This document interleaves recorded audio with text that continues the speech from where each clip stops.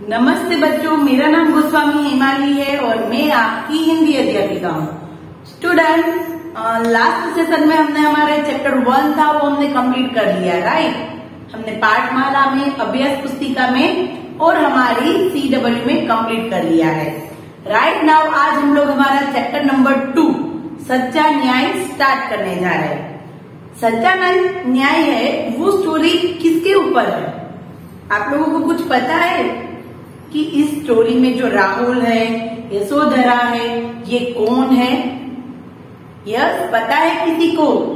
नहीं। तो स्टूडेंट चलो मैं आप लोगों को एक छोटी सी स्टोरी अभी सुना रही हूँ और हम इसके साथ साथ उसके शब्दार्थ भी देख लेते हैं चैप्टर 2 के, राइट। तो पहले एक छोटा सा वीडियो देखते हैं। डन? तो स्टूडेंट चलो देखते हैं हम हमारा वीडियो। तो स्टूडेंट अंकुर भाग 4 चैप्टर 2 हमारा सच्चा न्याय। सच्चा न्याय है वो स्टोरी करने से पहले हम लोग एक अच्छी सी स्टोरी सुनेंगे, राइट। इस स्टोरी में क्या है उससे पहले मैं आपको एक अच्छी सी स्टोरी सुनाऊंगी। ये कौन है? यस, ये है भगवान बुद्ध। जानते हैं आप लोग ये कौन है? तो मैं आज आपको इनके ही जीवन की एक कहानी सुनाऊंगी। भगवान बुद्ध का जब जन्म हुआ था तब एक बहुत बड़े ऋषि मुनि ने एक बात कही थी। क्या बात कही थी पता है? उन्होंने कहा था कि ये जो बालक है ये बड़ा होके या तो बहुत बड़ा राजा बनेगा और नहीं तो ये एक बहुत बड़ा संत बनेगा। ऐसी भविष्यवाणी की थी इस ऋषि मुनि ने। कैसी भविष्यवाणी? कि ये जो बालक है वो अपने भविष्य में या तो बहुत बड़ा राजा बनेगा और उसकी ख्याति चारों ओर फैल जाएगी और नहीं तो ये बहुत बड़े संत बनेंगे। फिर उनके पिता थे गौतम बुद्ध के, वो तो बहुत सोचने लगे कि अब वो क्या करेंगे, क्योंकि हर एक राजा की इच्छा क्या होती है कि उसका भी बेटा एक बहुत बड़ा राजा बने। पर जब इस ऋषि मुनि ने ऐसी भविष्यवाणी की तो वो चिंतित हो गए। उनके बेटे के बारे में हर दिन सोचते रहे। फिर उन्होंने क्या किया पता है? कि उन्होंने राजा, ये जो बुद्ध भगवान थे, उनका बचपन का नाम था गौतम। क्या था? गौतम, सिद्धार्थ, राइट। फिर उन्होंने क्या किया कि उन्हें राजमहल में ही सारी सुख सुविधाएं दे दी। सब कुछ वहाँ पर ही उन्हें मिल जाता था, सारा का सारा सब कुछ, उपवन, बाग बगीचा। उन्हें एक भी बार राजमहल के बाहर निकलने की ज़रूरत नहीं थी। पर ये जो गौतम बुद्ध थे ये हर दिन सोचा करते थे। फिर क्या हुआ कि जब वो बड़े हुए तो उन्होंने उनकी शादी, राजा ने गौतम बुद्ध की शादी करवा दी और उनकी पत्नी का नाम था यशोधरा। क्या था? यशोधरा। और फिर वो तो शांति से अपने महल में रहने लगे। फिर एक दिन क्या हुआ? एक दिन गौतम बुद्ध ने सोचा कि क्यों ना मैं आज नगर में घूमने जाऊं। और फिर वो एक सारथी के साथ नगर में टहलने जाते हैं। फिर टहलते टहलते अचानक उसको सामने एक बूढ़ा आदमी दिखाई देता है और उन्होंने तो कभी भी ऐसा देखा नहीं था। राजमहल में उसके लिए सारी व्यवस्था अलग से थी। उन्होंने कभी बीमारी, कभी कोई बूढ़ा व्यक्ति, ऐसा कुछ देखा नहीं था। तो फिर उन्होंने अचानक से ऐसे बूढ़े आदमी को देखा और फिर क्या हुआ? फिर उन्होंने उस सारथी को पूछा। क्या पूछा? कि सारथी ये कौन है? ये ऐसे क्यों चल रहा है? तो फिर सारथी ने कहा कि ये एक बूढ़ा आदमी है। जब मनुष्य अपनी जिंदगी जीता है तो धीरे धीरे बूढ़ा होता है। तो फिर राजकुमार ने कहा तो मैं तो बड़ा राजकुमार हूँ, राजा का बेटा हूँ, तो क्या मैं भी बूढ़ा होगा? तो सारथी ने कहा हाँ, मैं, आप सभी एक न एक दिन इस हालत में आ सकते हैं। फिर धीरे धीरे आगे बढ़े। फिर अचानक उन्होंने एक बीमार व्यक्ति को देखा, एक रोगी व्यक्ति को देखा। फिर गौतम बुद्ध ने फिर वहां पर रथ रोका और कहा कि सारथी ये कौन है और ये ऐसी हालत में क्यों है। तो फिर सारथी ने कहा कि ये एक बीमार व्यक्ति है। जीवन में कई बार हम लोग बीमार भी हो सकते हैं। और राजा जो थे गौतम सिद्धार्थ, वो तो बहुत सोच में पड़ गए और वो फिर धीरे धीरे आगे बढ़े। और वो जब आगे बढ़े तो उन्होंने क्या देखा, उन्होंने देखा कि एक कितने बहुत सारे आदमी थे और एक सैया में लेके किसी को ले जा रहे थे। फिर गौतम बुद्ध ने वापस सारथी से पूछा कि ये क्या है। तो फिर सारथी ने कहा कि कोई व्यक्ति है जिनकी मृत्यु हो गई है और उसको अग्निदाह के लिए ले जा रहे हैं। तो फिर गौतम बुद्ध ने कहा कि क्या मेरी भी मृत्यु हो जाएगी। तो सारथी ने कहा कि हाँ, जिसने जन्म लिया है उसकी मृत्यु अवश्य होती है। और फिर गौतम बुद्ध तो बहुत सोचने लगे, बहुत दिनों तक उन्होंने सोचा और फिर उन्होंने निश्चय किया कि मैं भी संत बन के जाऊंगा और फिर ये सारे जो प्रश्न है वो सारे उसके उत्तर ढूंढूंगा। और वो फिर एक दिन अपनी पत्नी और अपने पुत्र को छोड़ के इस सारी जीवन से बहुत दूर चले गए। और स्टूडेंट, ये एक छोटी सी स्टोरी थी हमारी गौतम बुद्ध के बारे में, राइट। हमारा चैप्टर 2 है, उसके शब्दार्थ एक बार हम लोग देखते हैं और फिर हम लोग हमारा चैप्टर स्टार्ट करेंगे।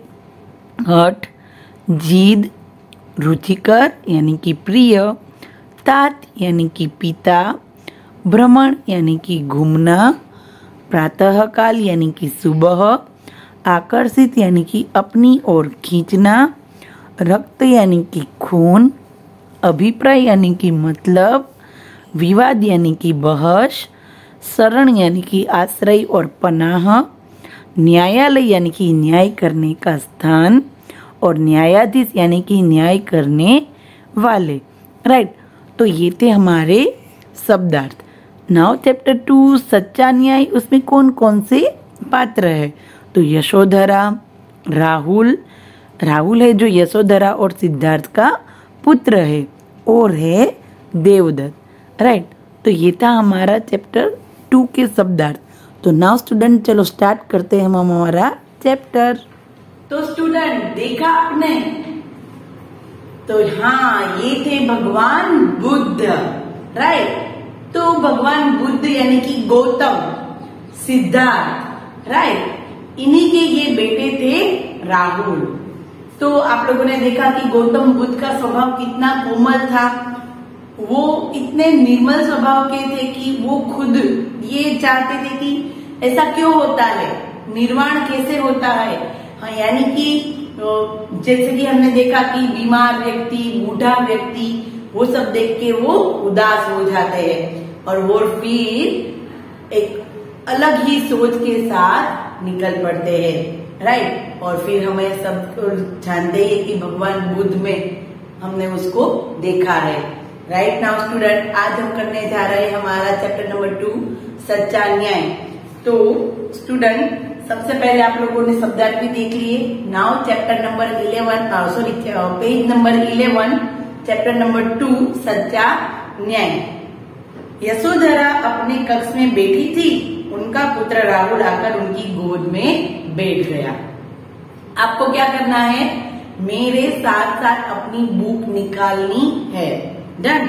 बुक निकाल के आप लोगों को मैं एक एक लाइन समझा रही हूँ, आपको एक एक लाइन पर ध्यान देना है। पेज नंबर 11, यशोधरा अपने कक्ष में बैठी थी, उनका पुत्र राहुल आकर उनकी गोद में बैठ गया। अभी यशोधरा कौन थी वो भी मैंने आप लोगों को वीडियो में बताया।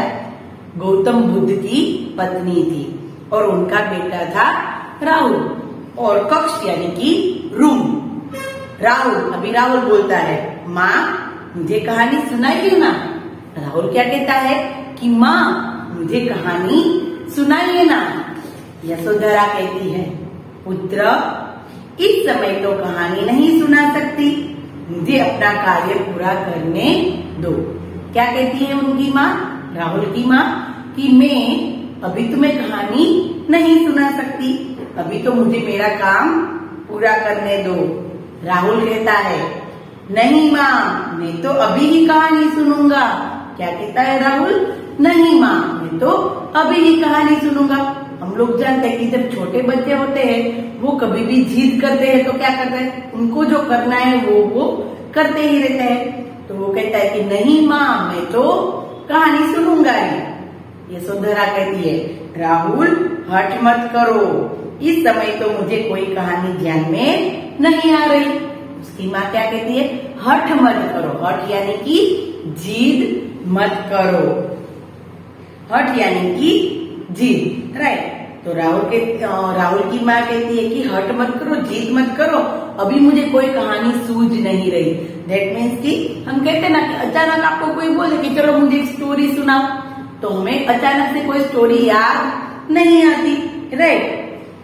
फिर क्या हुआ कि उसने कहा कि अभी मुझे कोई भी स्टोरी याद नहीं आ रही। राहुल ने कहा, पर मेरा मन कहानी सुनने को कर रहा है, सुनाइए ना माँ कोई भी कहानी। राहुल क्या कहता है, नहीं मेरा मन तो अभी कहानी सुनने को ही कर रहा है, तो माँ मुझे कहानी सुनाइए ना कोई भी। यशोधरा कहती है, ठीक है मैं आपके पिताजी ब्रैकेट में दिया है सिद्धार्थ के जीवन में घटित एक घटना के बारे में बताती हूँ जो किसी कहानी से कम रुचिकर नहीं है। देखो यानी कि यहाँ पर क्या कहा यशोधरा ने राहुल से कि मैं तुम्हें एक ऐसी कहानी सुनाती हूँ, किसकी, उनके पिता की यानी कि सिद्धार्थ की। वो एक कहानी से अलग नहीं है, रुचिकर यानी कि प्रिय लगे। तुम ये बात सुनोगे तो तुम्हें कहानी के जैसे प्रिय लगेगी। राहुल, अच्छा माँ यही कहानी सुनाइए ना। राहुल क्या कहता है, अच्छा माँ यही कहानी सुनाइए। उसको तो कोई भी कहानी सुननी थी, फिर उसके पिता की कहानी या कोई भी हो, तो वो उसने कहा कि चलो हाँ अच्छा माँ सुनाइए ना। फिर यशोधरा कहती है, जब आपकी तात छोटे थे, तात यानी कि पिता, क्या होगा, पिता, तब एक दिन वे उपवन में भ्रमण के लिए गए। उपवन यानी कि बगीचा और भ्रमण यानी कि घूमना। जब आपके पिताजी छोटे थे तब वो एक दिन बगीचे में घूमने गए, राइट। अब देखते हैं पेज नंबर 12। पेज नंबर 12 पर खास ध्यान, सबका ध्यान में जहाँ पर बोल रही हूँ वहीं पर होना चाहिए। पेज नंबर 12, प्रातः काल का दृश्य मन को आकर्षित कर रहा था। प्रातः काल यानी कि सुबह, और सुबह का दृश्य मन को आकर्षित करता था। यानी कि हम लोग जानते हैं कि सुबह सुबह का मौसम होता है वो हमारे मन को बहुत अच्छा लगता है। कोई भी देखो, अगर मॉनसून हो या विंटर हो या समर हो, बट सुबह का मौसम कुछ अलग ही होता है। तो सुबह का दृश्य मन को आकर्षित कर रहा था। आकर्षित यानी कि अपनी ओर खींचे, राइट, आकर्षण। जैसे कि मैग्नेट, ऐसे ही सूर्य की सुनहरी किरणें चारों ओर फैल गई थी। सुबह सुबह सूर्य की किरणें जब निकलती है तो उसकी किरणें चारों ओर फैल जाती है।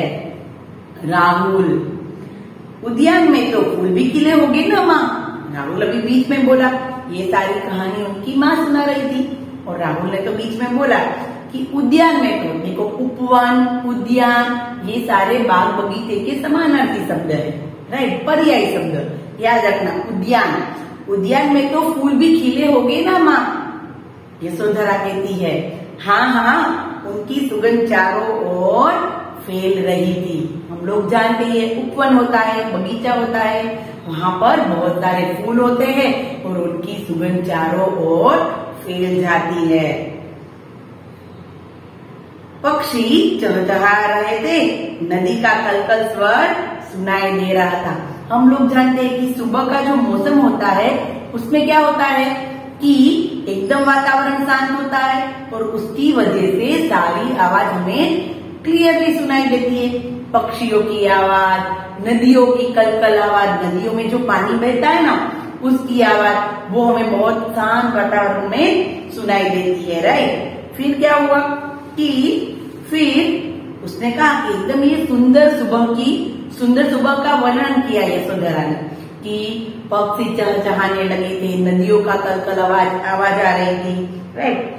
राहुल ने कहा माँ मुझे भी फूलों की खुशबू बहुत अच्छी लगती है। अभी वापस बीच में राहुल बोला, हम लोग जानते थे जैसे कि हम लोग कभी कोई छोटे बच्चे को स्टोरी कहते हैं तो उसको कुछ पता होता है तो वो बीच बीच में बोलते हैं कि हाँ ऐसा होता है ना। तो अभी इसी तरह राहुल भी कहता है कि मुझे फूलों की खुशबू बहुत अच्छी लगती है। फिर राहुल ने कहा और यशोधरा ने कहा ऐसे सुखद समय में एक दुखद घटना घटी। क्या कहती है यशोधरा कि एकदम सुखद वातावरण था, यानी कि सुबह का वातावरण जैसे कि हमने बात की कैसा होता है, एकदम रमणीय वातावरण होता है, सुंदर होता है।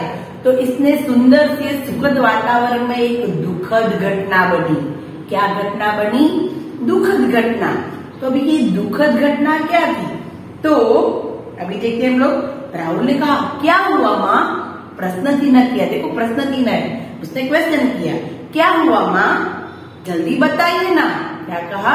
जल्दी बताइए ना। यशोधरा एक घायल हंस को आपके पिता ने गिरते देखा। क्या हुआ? एकदम सुंदर सा वातावरण था, सिद्धार्थ थे वो वन में घूमने निकले थे और एकदम सुंदर वातावरण में अचानक एक घायल हंस को आपके पिताजी ने गिरते हुए देखा।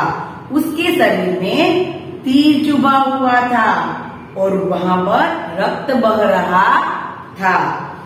क्या हुआ कि एकदम सुखद वातावरण में दुखद घटना क्या थी कि एक हंस था वो घायल होके गिर रहा था। और घायल क्यों हुआ था? क्योंकि उसके ऊपर तीर लगा था, राइट। और वहां से रक्त यानी कि खून, ब्लड निकल रहा था। राहुल ने कहा ओहो, राहुल ने क्या कहा? ओहो कितना दर्द होता होगा ना उसे। क्या कहता है? कितना दर्द होता हुआ ना होगे, कितना दर्द होता होगा ना उसे। फिर क्या हुआ? क्या कहता है? फिर क्या हुआ? अभी उसको एक्साइटमेंट हो गई हाँ कहानी सुनने की, क्योंकि अभी पहले क्या बात हुई थी कि एकदम सुंदर वातावरण, पिताजी बाग में घूम रहे थे और अचानक ऐसी घटना घटी। अभी उसकी एक्साइटमेंट बढ़ जाती है। हम लोग जानते कि जब हम लोग कभी भी स्टोरी करते हैं तो स्टोरी में कोई भी ऐसी बात होती है तो हम लोगों को क्या होता है? एक्साइटमेंट होती है कि क्या होगा, आगे क्या हुआ, है ना, ऐसे ही। तो फिर उसने भी कहा कि फिर माँ क्या हुआ? यशोधरा ने कहा आपके पिताजी ने उसे उठा लिया, धीरे से तीर को उसके शरीर से निकाला और उसे सहलाया। सहलाया यानी कि हम लोग ऐसे धीरे धीरे करते हैं ना कोई भी एनिमल या बर्ड्स के ऊपर, उसको कहते हैं सहलाना। तो क्या किया? पिताजी ने उसे उठा लिया और धीरे से तीर को उसके शरीर से निकाला और फिर सहलाया। राहुल ने कहा बहुत अच्छा किया पिताजी ने, मैं होता तो मैं भी यही करता, वो भी उन्हीं का बेटा है तो उन्हीं की तरह सोच होगी उनकी। तो उसने क्या कहा? बहुत अच्छा किया पिताजी ने, अगर मैं उनकी जगह होता तो मैं भी यह करता। राहुल तो एकदम खुश हो गया कि उसके पिताजी ने अच्छा काम किया, वो तीर निकाला। यशोधरा कहती है शाबाश, आपके पिताजी उसे उठाकर ले जा रहे थे कि देवदत्त सामने आ खड़ा हुआ। अभी देखो नया ट्विस्ट आया। क्या हुआ कि गौतम बुद्ध थे वो उस हंस को लेके जा रहे थे और सामने कौन आ गया? देवदत्त आ गया। कौन आ गया? देवदत्त। फिर क्या हुआ? राहुल ने कहा आपका अभिप्राय कहीं देवदत्त चाचा तो नहीं है? यानी कि देवदत्त कौन थे? गौतम बुद्ध के चचेरे भाई थे, राइट। चचेरे यानी कि कजिन्स, राइट। हमारे काका या बड़े बाबा के जो बेटे होते हैं उसको चचेरे भाई कहते हैं। तो उसने कहा, राहुल ने, कि ये हमारे देवदत्त चाचा की बात नहीं कर रहे ना हम। आपका अभिप्राय यानी कि आपका मतलब देवदत्त चाचा तो नहीं है यशोधरा। हाँ, उन्हीं के तीर से वह हंस घायल हुआ था। क्या किया यशोधरा ने, क्या कहा कि हाँ उन्हीं के तीर से देवदत्त के तीर से ही हंस घायल हुआ था। राहुल, फिर क्या हुआ? अभी उसकी और उत्तेजना बढ़ गई जानने की कि फिर क्या हुआ। यशोधरा ने कहा दोनों भाइयों में विवाद होने लगा। विवाद यानी कि बहस होने लगी। देवदत्त ने कहा कि इस हंस को मैंने मार गिराया है, इसलिए यह मेरा है। और आपके पिता ने कहा कि यह मेरी शरण में आया है, इसलिए मैंने इसकी जान बचाई है, यह हंस मेरा है। अभी दोनों भाइयों में क्या हो गई? बहस हो गई। एक ने कहा कि मैंने इसको मारा है इसलिए मेरा है, और सिद्धार्थ ने ऐसा कहा कि मैंने इसको बचाया है और ये मेरी शरण में आया है, तो इसलिए ये मेरा है। और दोनों भाइयों में विवाद होने लगा। फिर राहुल ने कहा फिर क्या हुआ माँ, जल्दी बताइए ना। राहुल ने कहा फिर क्या हुआ माँ, जल्दी बताइए। ओके स्टूडेंट, अभी हम लोग यहाँ तक की हम लोग स्टोरी करेंगे। नेक्स्ट सेशन में हम लोग आगे की स्टोरी करेंगे, है ना। आपको भी थोड़ी एक्साइटमेंट रहेगी कि अभी आगे क्या हुआ होगा, आगे क्या हुआ होगा, है ना। स्टूडेंट, यहाँ पर हमने क्या क्या देखा? सबसे पहले तो हमने शब्दार्थ देख लिए। फिर हमने क्या देखा कि हमने देखा कि यशोधरा और राहुल, यशोधरा थी वो सिद्धार्थ की पत्नी और राहुल थे वो सिद्धार्थ के पुत्र थे। राहुल था वो अपनी माँ से जिद कर रहा था कहानी सुनने के लिए। फिर यशोधरा ने थोड़ी देर मना किया उन्हें कि अभी मैं कार्य कर रही हूँ, अभी मुझे कहानी याद नहीं है। पर राहुल ने उनका माना नहीं और उसने कहा कि मुझे तो अभी ही कहानी सुनाई है। फिर यशोधरा ने उनके पिता की यानी कि गौतम बुद्ध सिद्धार्थ की कहानी सुनाई। उसमें हमने क्या देखा कि गौतम बुद्ध जब छोटे थे तब वो उपवन में घूमने निकले थे और एकदम वातावरण कैसा था? सुंदर, शांत, और वहां पर पानियों की कलकल की आवाज, नदियों की, फिर पक्षियों की चहचहाने की आवाज आ रही थी। एकदम सुखद वातावरण में एक दुखद घटना बन जाती है। और वो दुखद घटना क्या थी कि एकदम से एक तीर हंस घायल होकर नीचे गिरता है और उसको क्या लगा होता है? तीर। और वो तीर किसने मारा है? देवदत्त ने। और देवदत्त कौन थे? सिद्धार्थ के चचेरे भाई और राहुल के चाचा, राइट। और फिर क्या हुआ कि फिर जैसे ही सिद्धार्थ उस हंस को लेके जा रहे थे और दोनों भाइयों में बहस होने लगी, विवाद होने लगा। देवदत्त ने ऐसा कहा कि मैंने इसको मारा है, ये इसलिए मेरा है। और हंस ने क्या कहा? देवदत्त ने कहा कि मैंने मारा इसलिए मेरा है। और सिद्धार्थ ने ये कहा कि हंस को मैंने बचाया है इसलिए हंस मेरा है, राइट। इसी तरह उन दोनों में विवाद होने लगा। फिर आगे स्टोरी में क्या हुआ वो हम लोग नेक्स्ट सेशन में समझेंगे, राइट। तो नाउ स्टूडेंट, अभी हम लोग नेक्स्ट सेशन में मिलते हैं। तब तक के लिए बाय बाय एवरीवन।